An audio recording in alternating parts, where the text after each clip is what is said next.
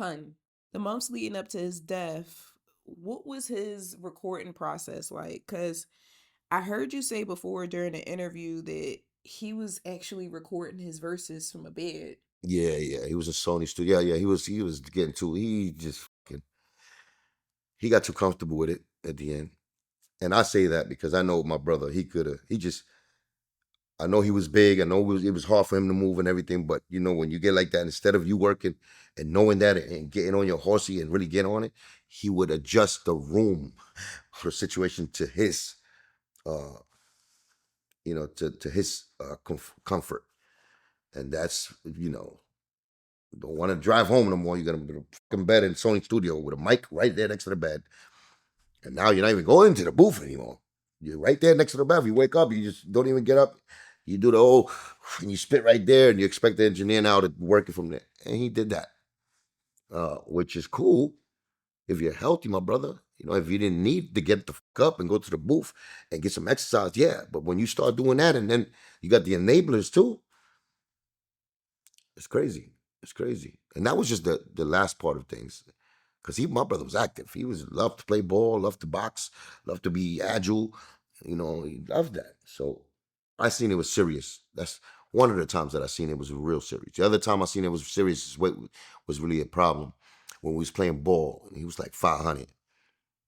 By 450, he was still crossing niggas over and laying them up. Crazy under the boards. Yeah. So one time I seen him, and he used to bust his ass every time. One of them Spanish motherfuckers that do 30 pumps and then do the crazy finger roll, but it'll be looking crazy, like nice. Yeah, but he bust his ass right afterwards. One time he bust his ass doing that. He was a little bit overweight, and I seen him. It was hard for him to get up.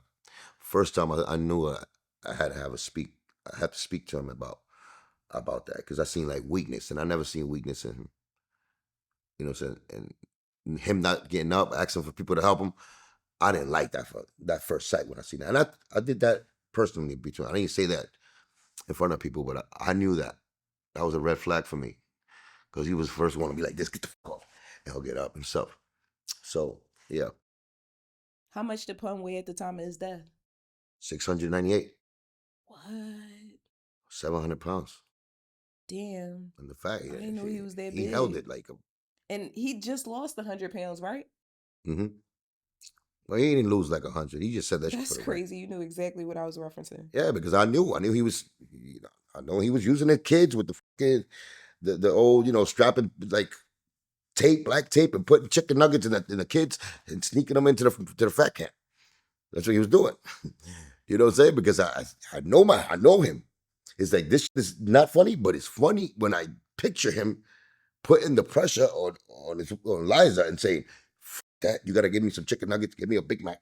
And Liza will think of the illest way how to sneak a Big Mac into the fat farm. And it'd be not funny, but it'd be like, Liza, why did you do that? And I understood because it was that love, that hate, that fear, that private marital thing that they had. But she used to do crazy. Not to, I'm saying not just in hurting him. She'll do beautiful things for him too. But it's just like when he put the foot down, he's the controller. He's the fucking Xavier for X-Men. Yeah, he could be that. So yeah, man.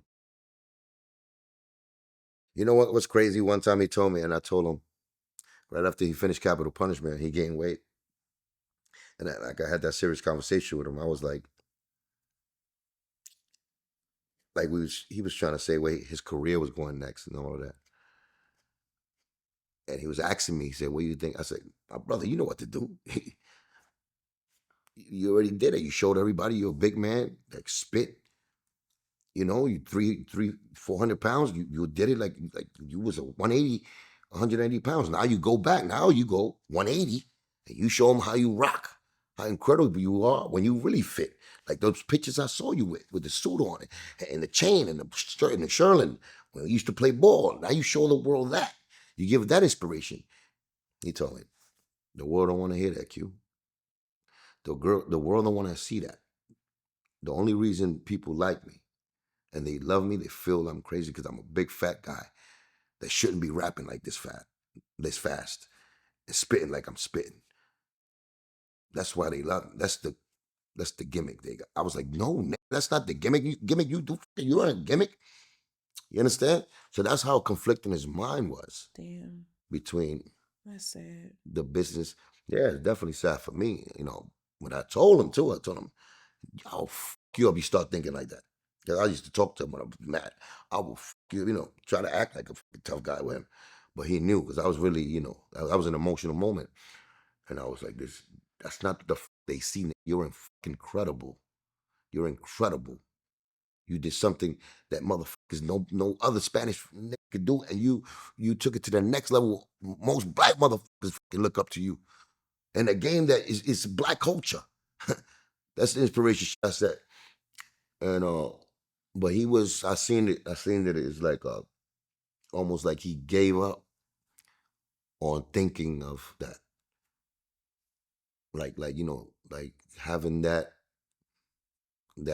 type of road for him to really do what he needed to do. It's just get healthy, get cock diesel like he was, start dunking like he was dunking, get back active.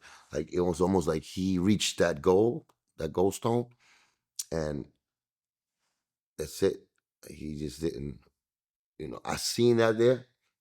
And all of this has happened when I'm busy as too. It's not like I was there all the time like I was because I was working on Terror Squad album, working on my album. I got a deal, I got my family, my son, my family, but I'm fucking going through everything too. So these are moments that you know, we was never ever split up. There was two different camps ever between me and him.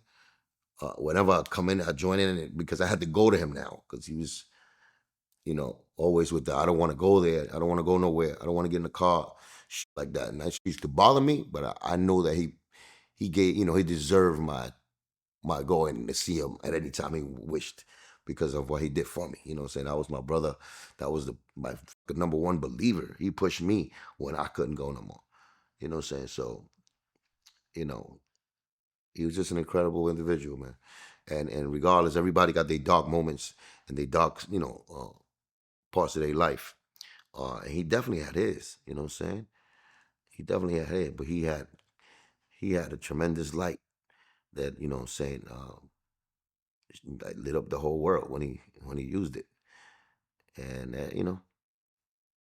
he should be more taken care of, more well respected and by his friends, by those that claim that, that they loved him, that was in charge of his catalog and music, you know, um, throughout the years, you know what I'm saying?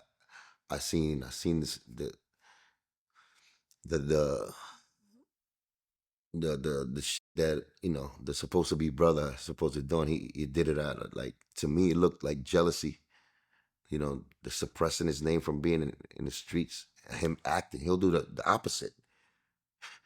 Like, it's certain many things so many examples that he did the opposite of what he said for pun, that it's like, yo, because you go through the motions of, nah, that must have been, he say he's gonna do something, he's gonna do, oh, it didn't come through, damn, it didn't come through. But then you see other people doing it. It's like, why not pun? What are y'all doing? You know what I'm saying? So it just, it piled up to the point that's like, no, Joe is just he was just using puns to further his career. And that's how he did. It's no love there. He never showed no signs of love after Pun passed away. No signs. I see if you give me one. No signs. It said saying, yeah, bro, my brother Pun, he's the illest. He was the one who put me on. No, that's not no love, man. That's self-gloat. So you could bring all that love to him. He's gonna tell you he's the one who put Pun on. Without him, it wouldn't be no Pun. That's what he does. He doesn't never show no love. You know what I'm saying? And I expect him more. That's all. Maybe I'm a dickhead for keeping the G code in the brotherhood. You know what I'm saying? From that, I expect how a team should move, because it'll be more rewarding at the end. It'll feel better. It'll feel way different at the end when there's real love involved. But that wasn't a circle that was built on that. So it's maybe my fault that because remember, we joined their terror squad. Even though we came from the beginnings of it, from the street ground up, without Joe, but we joined their crew. You know what I'm saying? We already had our crew. Me and Pun, Triple Seis, Sick One. Maybe it's that.